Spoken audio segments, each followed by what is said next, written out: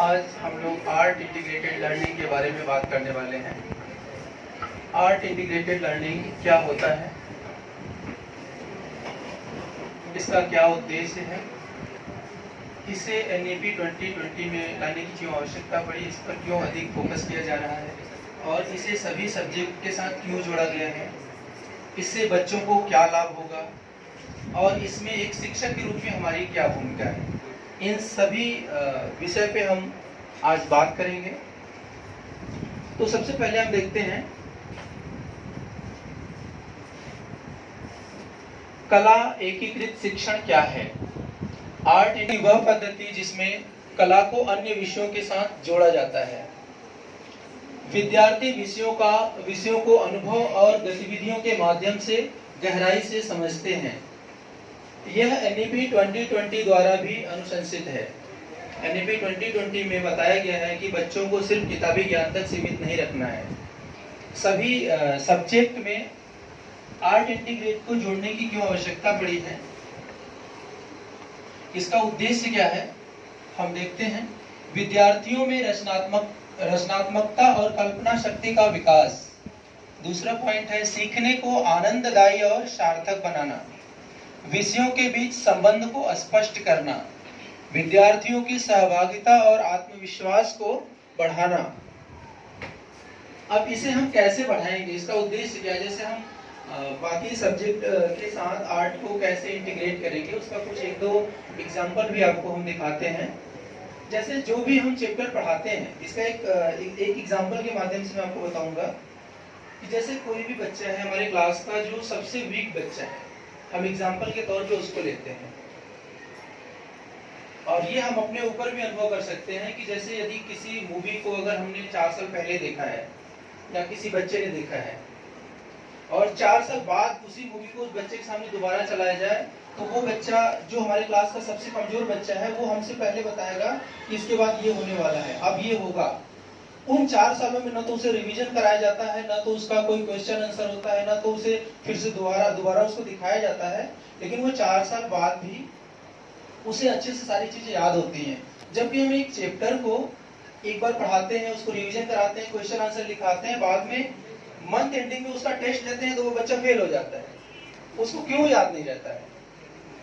कहीं ना कहीं आर्ट की इसमें एक बड़ी भूमिका है। हमारी मेमोरी जो दीर्घकालीन इमेज छप जाती है उसमें विजुअल का बड़ा इफेक्ट है और इसी कारण आर्ट इंटीग्रेटेड को सारे सब्जेक्ट के साथ जोड़ा जा रहा है।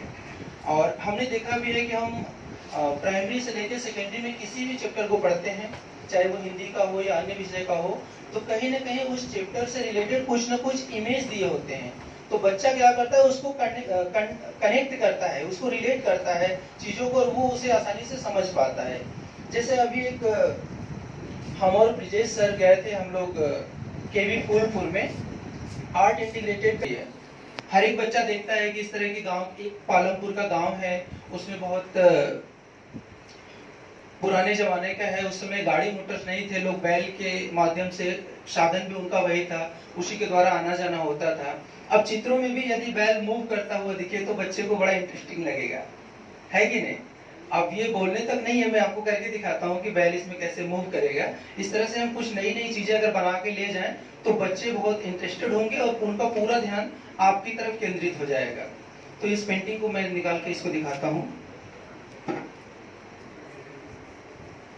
ये आप क्लियर देख पा रहे हैं आप सभी लोग? अब जब बच्चों को हम समझाएं, जिसमें लोग उस समय साधन नहीं था, लोग बैल से ही यात्रा करते थे, उसमें खेती जो भी था, अब बैल को धीरे धीरे मूव करते हुए दिखाइए। आप ध्यान से देखेंगे तो आपको फील होगा कि बैल इसमें कैसे मूव कर रहा है, ठीक है? चित्र वही है, बस उसको नए तरीके से प्रेजेंट किया जा रहा है। अब इससे क्या होगा कि बच्चे पूरी तरह से आपकी तरफ उनका ध्यान केंद्रित होगा। उस समय आप अपने विषय को अगर रखेंगे तो बच्चों को बहुत अच्छे से समझ में आएगा। होता है विभिन्न इंद्रियों जैसे देखना, सुनना, और बच्चा उसको खुद करके सीखता है। विद्यार्थियों में सहयोगात्मक कार्य की भावना बढ़ती है। अवधारणाओं की दीर्घकालीन समझ, जैसा कि मैंने मूवी का एग्जांपल दिया कि बच्चे 4 साल 5 साल बाद भी उस मूवी को नहीं भूल पाते। जब दोबारा वही मूवी उनके सामने चलती है तो वो हमसे पहले बताते हैं कि सर इसके बाद ये होगा, या अपने अगर पेरेंट्स के साथ हैं तो वो बताएंगे कि अब इसके बाद ये होने वाला है, जबकि उन 5 सालों में उन्हें कभी ना तो। कला एकीकृत शिक्षण के प्रकार क्या क्या है उस पर हम लोग थोड़ा सा नजर डालते हैं। दृश्य कला है, प्रदर्शन कला है। प्रदर्शन कला में संगीत, नाट्य, नाटक, इन सब के माध्यम से, मैं एग्जांपल के तौर पे एक बताऊं, जैसे हिंदी में 2 बैलों की कथा है। अब किसी कहानी को जब बच्चा खुद से नाटक के रूप में अगर उन्हीं क्लास के बच्चों को इन्वॉल्व कर दिया जाए, वो खुद से उस नाटक में प्ले करें, जैसे 2 बच्चा बैल बन जाए और 2 किसान बन जाए, तो जब वो खुद से प्ले करेंगे तो आप यकीन मानिए वो एग्जाम तक नहीं, एग्जाम पास आउट होने के 10 साल बाद तक भी उस कहानी को नहीं भूल पाएंगे, लाइफ टाइम उन्हें वो चीजें याद रह जाएंगी। और हस्तकला है, कढ़ाई, कोलाज, पेपर क्राफ्ट। और चौथा है लोक कला और सांस्कृतिक गतिविधियां। सांस्कृतिक गतिविधियों के माध्यम से भी हम आर्ट इंटीग्रेटेड को बच्चों को शिक्षण दे सकते हैं। और इनको अन्य विषयों के साथ एकीकरण के कुछ उदाहरण यहाँ पे प्रस्तुत हैं। जैसे गणित है, उसमें ज्यामितीय आकृतियों से डिजाइन बनाना। जैसे हम कोई भी ड्राइंग बनाते हैं, चाहे ह्यूमन फिगर हो, चाहे एनिमल्स हो, या कुछ भी हो, सबसे पहले उसे ज्योमेट्रिकल शेप में फॉर्मेट बनाए जाते हैं, तब वो ड्राइंग को बनाना बहुत इजी हो जाता है। जब मैं अगला सेशन दूंगा 13 तारीख को, तो उस तरह के कुछ एग्जाम्पल हम बना के दिखाएंगे। और दूसरा है विज्ञान। इसमें जैसे जल चक्र का पोस्टर है, या अगर हम बच्चे को पेंटिंग बता रहे हैं, लाइट सेट बता रहे हैं, तो लाइट, प्रकाश, ये साइंस का विषय है।